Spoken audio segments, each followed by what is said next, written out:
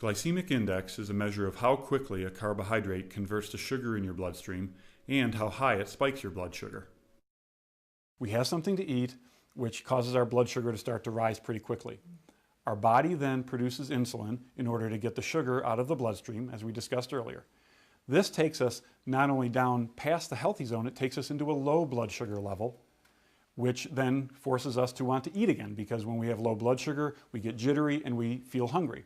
So we eat again, our blood sugar goes up again, causes our body to produce insulin, and we stay on this up and down blood sugar and insulin production process throughout the day.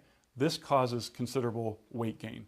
Not to mention our sensitivity to the insulin goes down over and over time. Now, the other graph that's shown there is what we would like to see our blood sugar look like for maximum health benefit and for improving our ability to lose weight. What you see here is when you eat something that is low glycemic. It takes longer to break down into sugar in our bloodstream.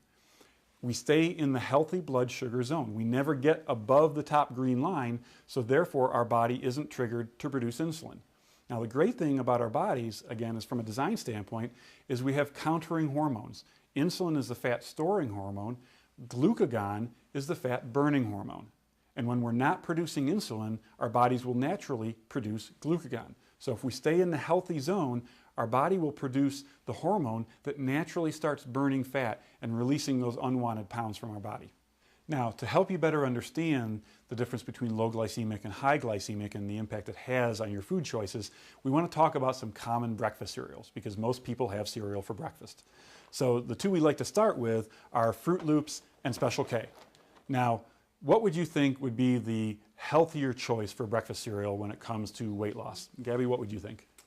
I'll go with Special K. Special K. That's what most people would pick.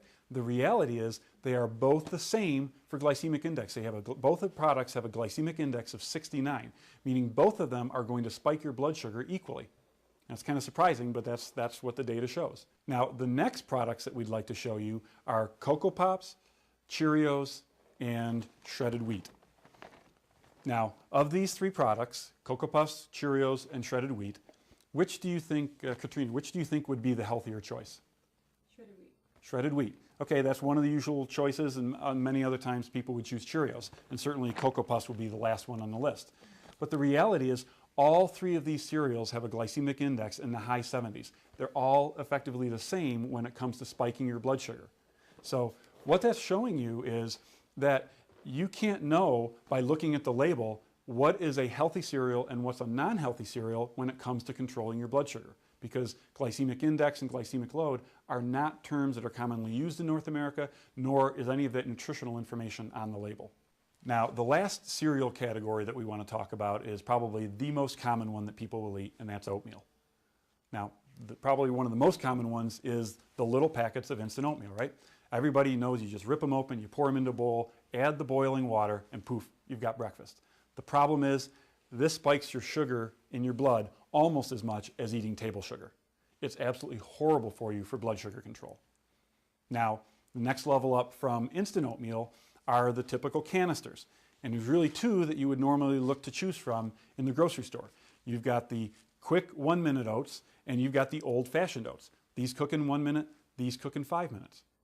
Now, the interesting thing is, if you were to look at the nutrition facts on the labels of these two products, and we're talking things like calories, fats, cholesterol, sodium, carbohydrates, they are identical. Everything is identical about the nutrition facts on these two products. But if one of them cooks in 1 minute and the other one cooks in 5 minutes, what's different about them? Well, it's the level of processing that they've been through. The 1-minute oats have been processed more than the 5-minute oats. So they break down into sugar faster, and as a result, you have a high glycemic 1-minute oatmeal, and you have a medium glycemic 5-minute oatmeal. Both of them spike your blood sugar, but this one spikes it more than this. Now, we wouldn't know that by looking at the nutrition facts, so this is where the education that we can provide you with will come in handy for making the right choices. If you're going to have oatmeal for breakfast, really the only one that you should choose are steel-cut oats. Now, these are the closest to nature in oatmeal that you can get. They're pellets instead of flakes because they've been processed less by man. They take longer to cook, but it's worth it because it spikes your blood sugar less than the other two. So even though if you were to look at all these nutrition facts on these labels, you wouldn't see anything different, You need to understand that the 1-minute oats are high glycemic, the 5-minute oats are medium, and these are low. So the longer it takes to cook, the healthier it is for you. But our point here isn't to teach you necessarily what oatmeal to go purchase at the grocery store, although that's a nice side effect. The point is that you can't instinctively know by reading the label whether something's high, medium, or low glycemic. And that's why this education is so important. Over the next few weeks, we'll teach you how to know the difference. One of the reasons that it's so difficult to know high from medium and low glycemic oatmeal and other foods is because in America, this is not mainstream yet.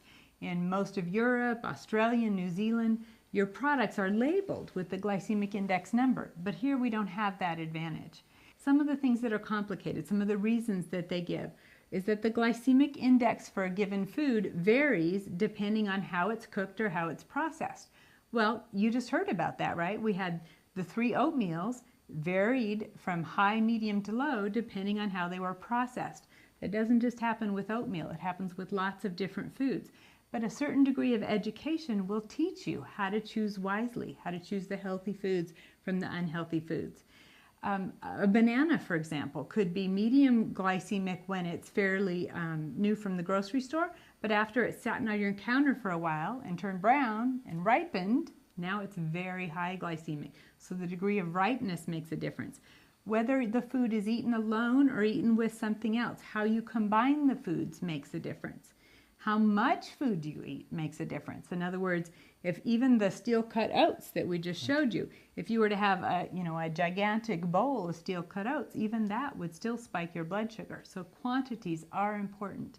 You're not hungry. You're never hungry. And that was important to me. I'm a big eater and I love food. It's not a diet and it's not a program. It's just a healthy way of living. It's a different way of thinking, of being, of understanding how your body works, what kind of chemistry is happening inside when you're eating certain foods. And I didn't realize that I needed to stop thinking about going on a diet and I needed to start thinking about living a healthy lifestyle. And that included what I was going to buy at the grocery store. And even though good foods are a little more expensive, I've actually saved a whole lot of money. I don't go out and eat because I enjoy cooking. I've discovered all kinds of new kinds of recipes and healthy foods, and I'm almost actually a little upset that I've missed out on good foods for so many years. I always thought that to be healthy and to diet, you had to give up good food. And actually, it's the opposite. You start enjoying and understanding what good food is.